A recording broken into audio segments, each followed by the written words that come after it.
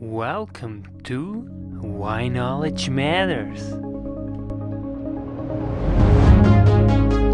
In this episode, world-renowned human motivation researcher and professor of psychology Richard Koestner joins me to discuss why you should set a New Year's resolution, how to set successfully a New Year's resolution, and why you should reset your New Year's resolution potentially on July 1st.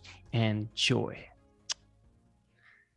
Welcome back, Richard. I'm so excited to talk to you today about New Year's resolutions, and who better than yourself talking about this very and timely topic. Welcome, Richard.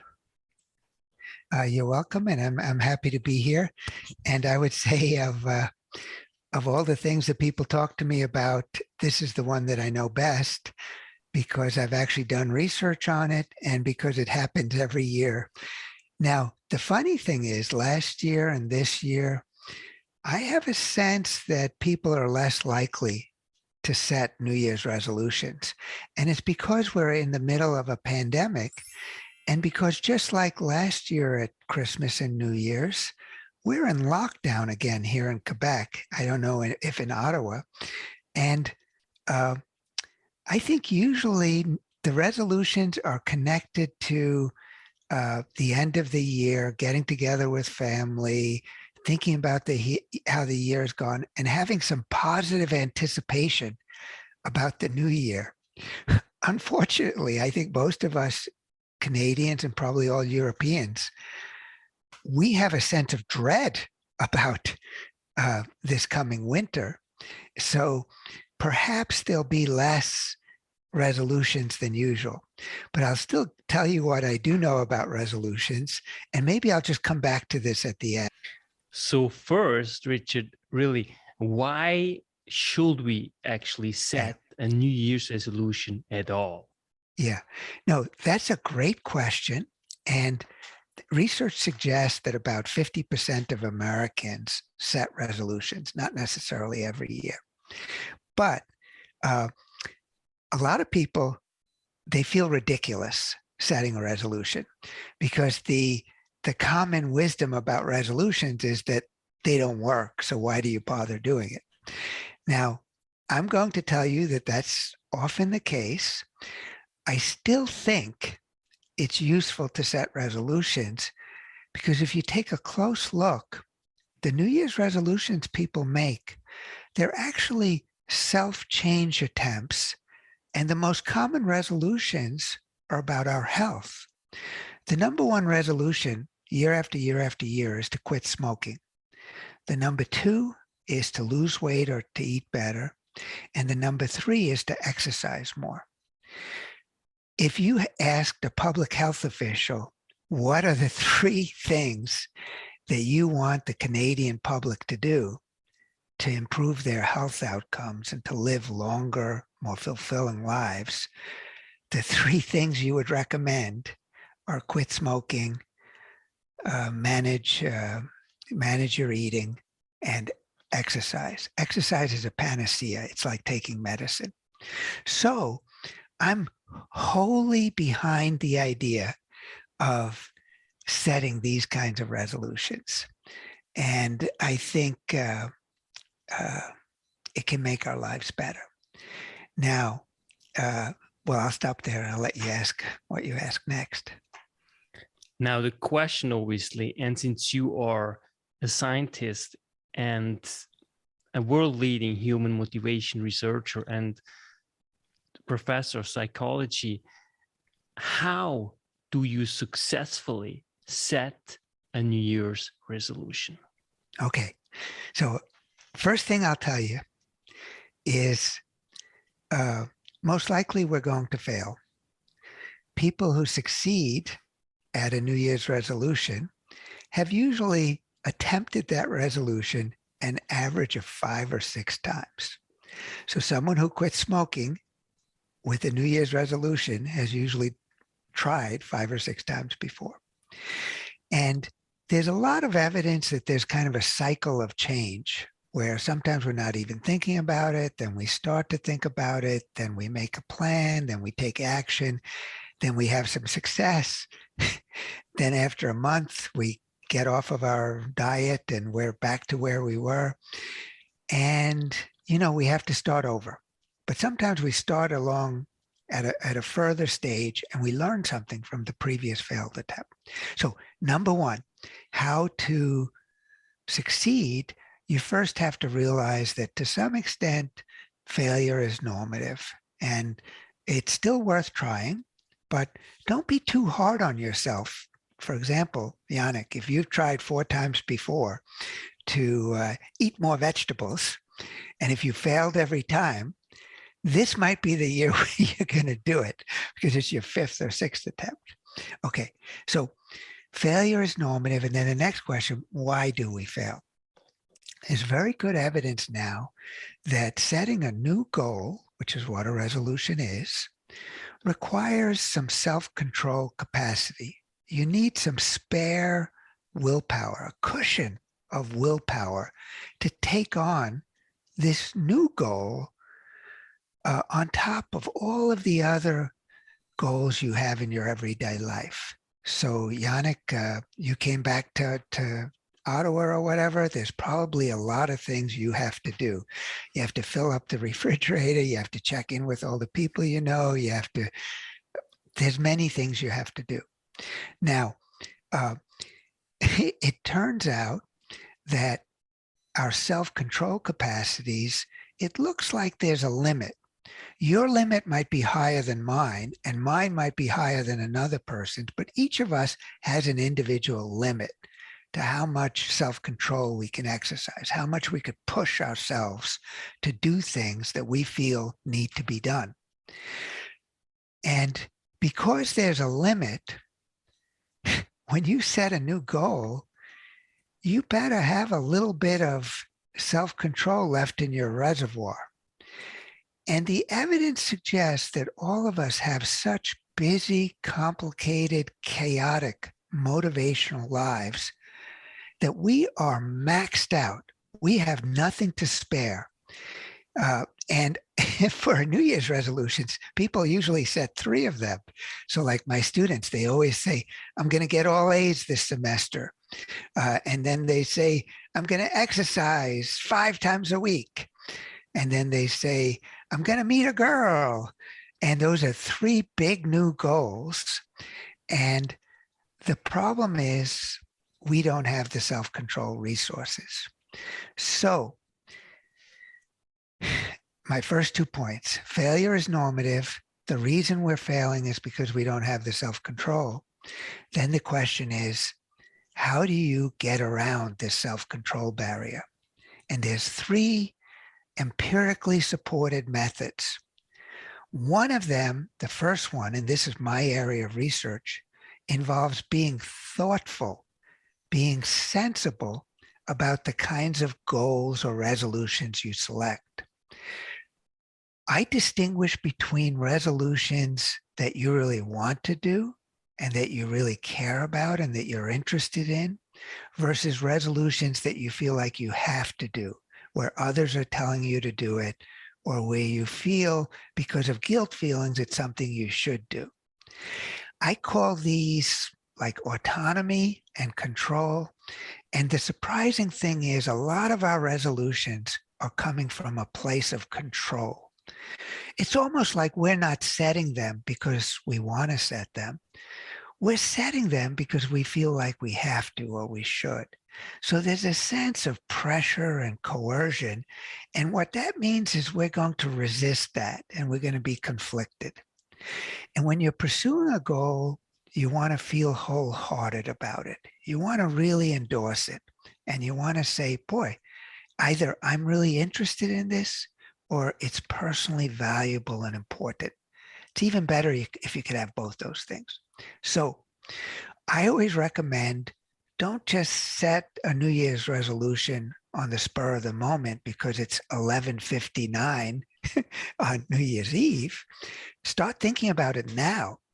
They've shown that people who spend December thinking about what resolution they should set do a better job of selecting a more autonomous resolution and then succeeding. Okay, let's say you've followed all of that. You set a really intrinsic or meaningful resolution. So this year I'm going to do a winter pentathlon in Quebec City. I did that 2 years ago and then the pandemic hit, but I've decided I'm going to do it again. Now, by setting that goal, that means I'm going to ski. That means I'm going to bicycle in the winter. It means I'm going to run. It's a lot of fitness activity. Koestner is going to get back out there and he's going to get in shape.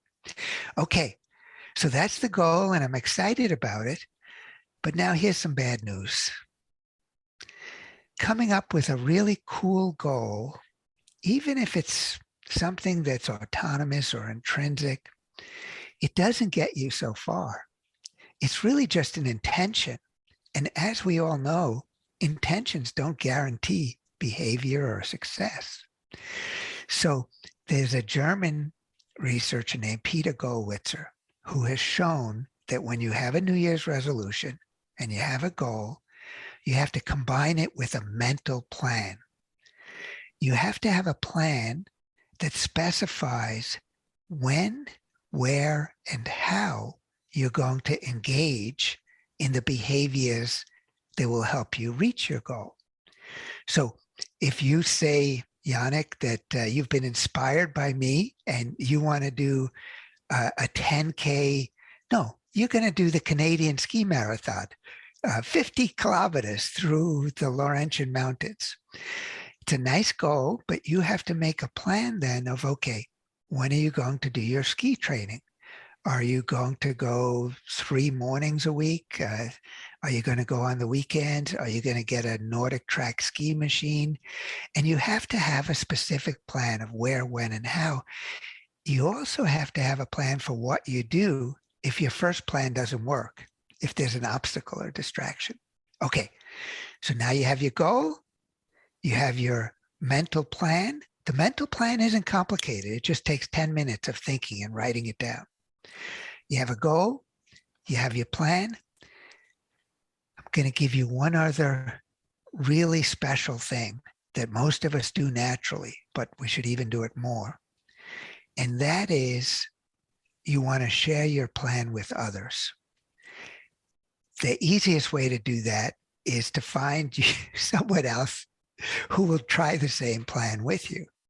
And this way, the two of you will be doing it together. You'll be reminded of it.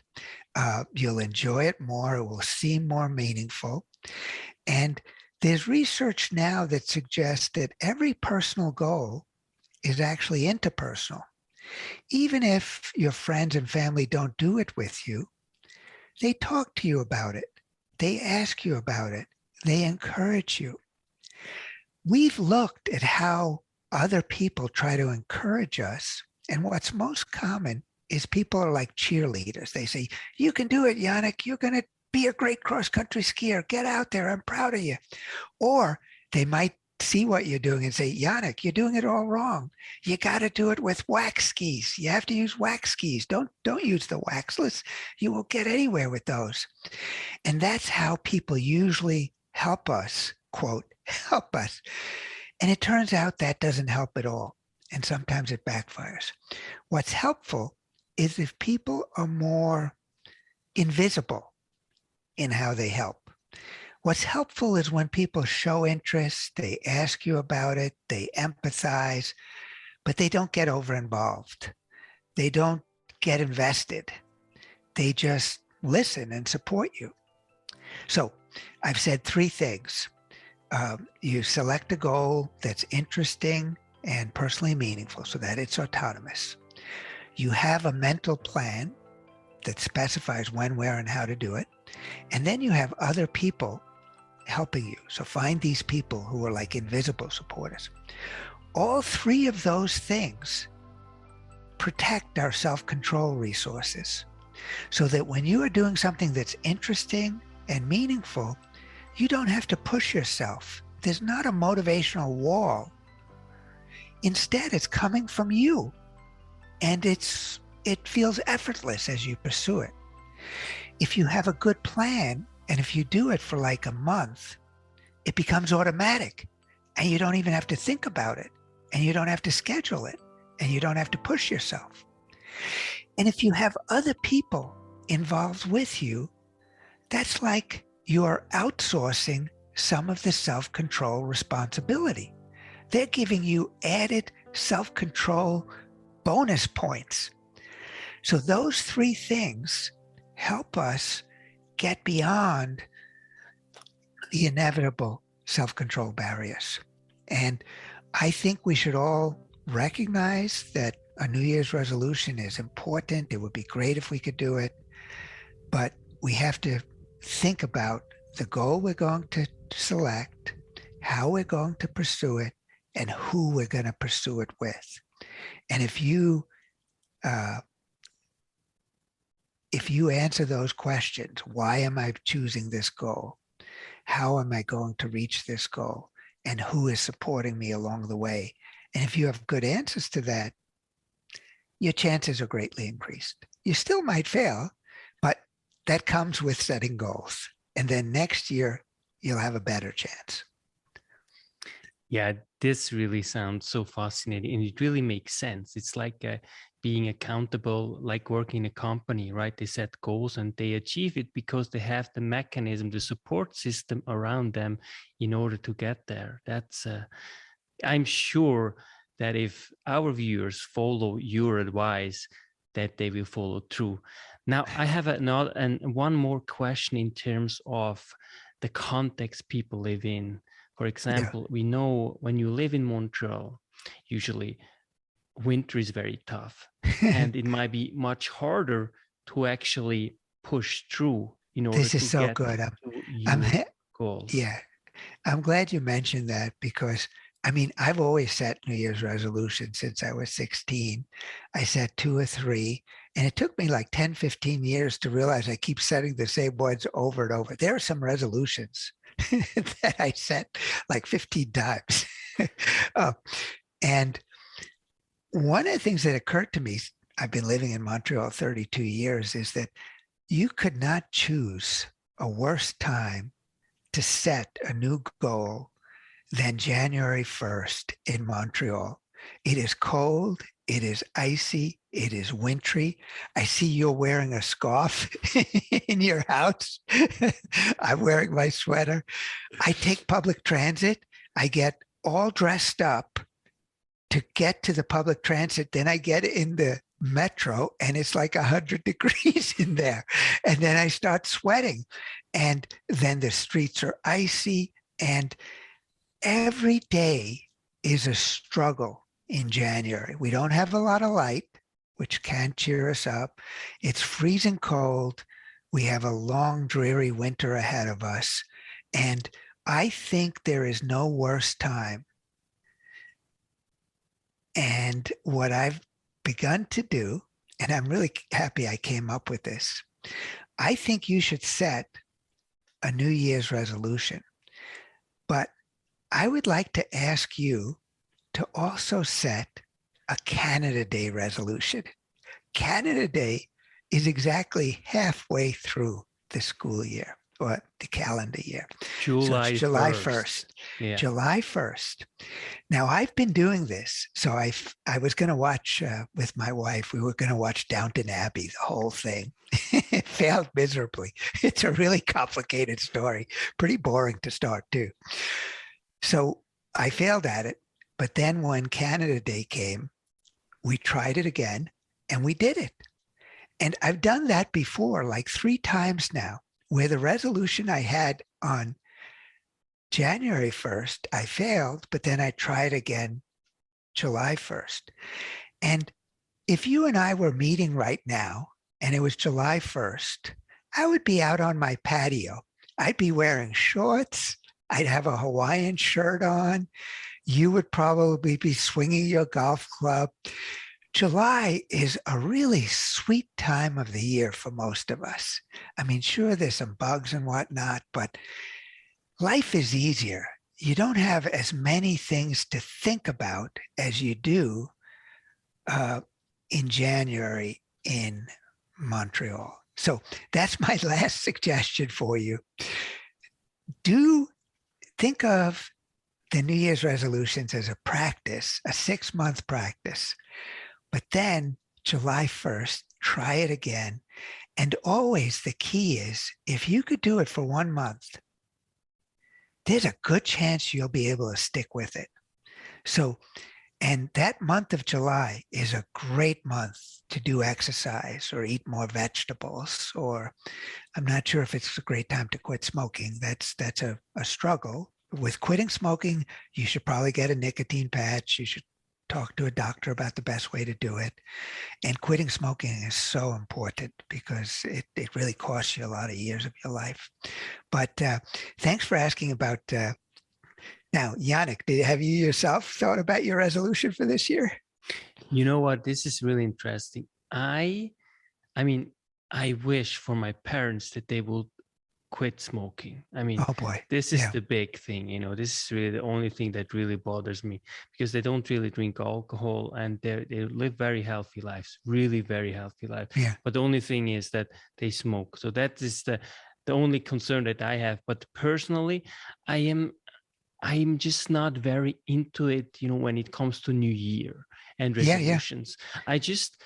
To me personally, if I have something that I really, and usually it's, as you said, I have a lot of intrinsic goals, then I don't really struggle actually to pursue that. I think there's always things that I can optimize and I want to optimize.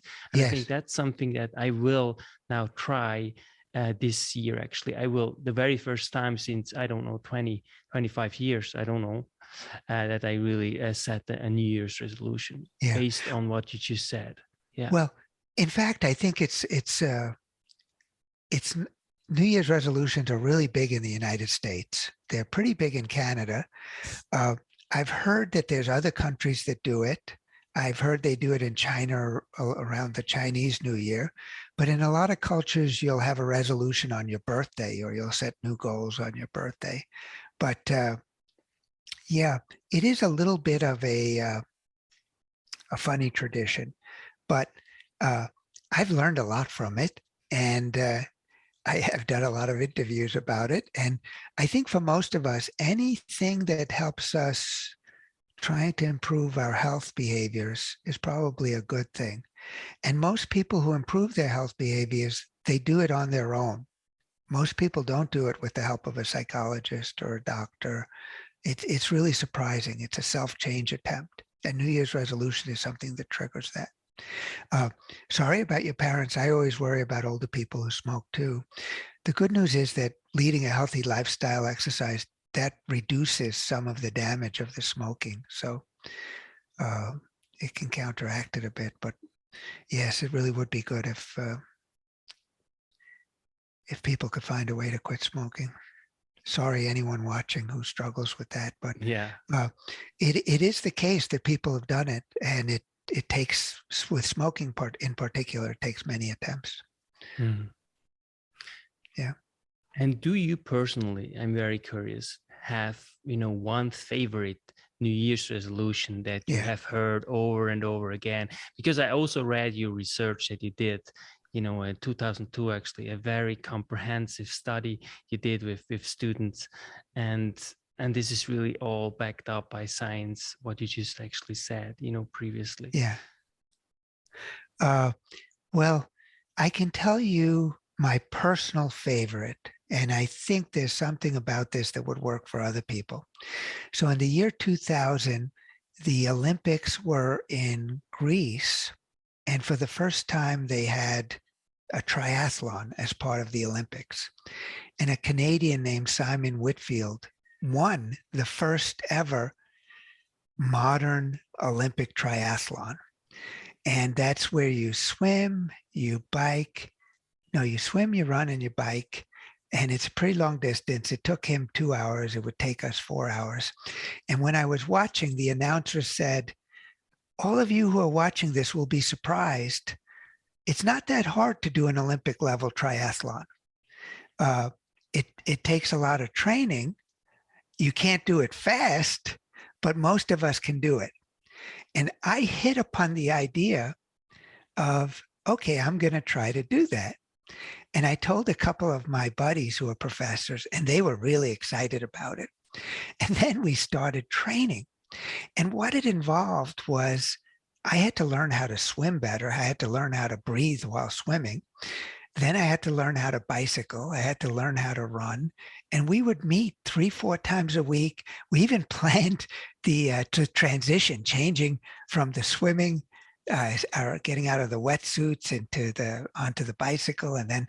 And it's still the most positive memory I have of being in Montreal and being a professor. I did it. I was only able to do a full one in my second year because my swimming wasn't so good. But I remember when I finished the swimming, I felt triumphant. It's like it's a mile swim. We did it in the rowing basin on St. Helens Island. And what this particular goal did for me is when I was training, I no longer felt like a 40-year-old guy who's just like trying to get rid of his blubber belly. I felt like a triathlete in training. And everyone was coming up to me and saying, "Oh, I hear you're doing a triathlon." And some people would say, "Did you swim to work today or did you bike to work?" And it was a lot of fun. I recommend it, Yannick. If you haven't done a triathlon, there's a lot of cachet associated with it. But more than the cachet is the identity as someone who's doing something athletic that's hard and that requires a lot of training. And it gave so much meaning to all of the other sports activities I might try to do. Even your eating, you have to eat differently when you're going to do long distance. So I found there was something about that really resonated with my identity. And when I was a young kid, I liked sports. I was never a triathlete. I was a basketball player. But tapping into that childhood identity as an athlete and then feeling like that again in my 40s, that was pretty special. So if there's something that has some panache that captivates you, it could be my wife. The one she has is hiking the Appalachian Trail. She loves hiking. Something like that is neat. Yeah, you bring up so good ideas actually, and it's really, as you said, it makes you really also more focused. It gives you something that really drives you. Beautiful, your cat. That's yeah. It's always nice. My goal last year was to feed my cat less treats, and I didn't succeed at it. And my goal this year might be to train her not to come up on my desk when I'm in Zoom sessions. Beautiful. Yeah, Richard, thank you so much for this wonderful session and for your cutting edge tips. And most of all, I wish you a happy new year. Yeah, well, thanks a lot, and everyone, please hang in there. It's a dark new year this year, but we're going to come out of this. We're going to come out of this, and the last thing I would say is that in this kind of context, I really focus on just getting through each day. It's survival mode. So, but once we seem to be getting through, then you can get back to the New Year's resolutions. Or if it's fun for you to think about New Year's resolutions, go ahead and do that. But thanks a lot, Yannick. It's always a pleasure to talk to you, and best wishes to you. Thank you so much, Richard Koestner. Okay, bye-bye.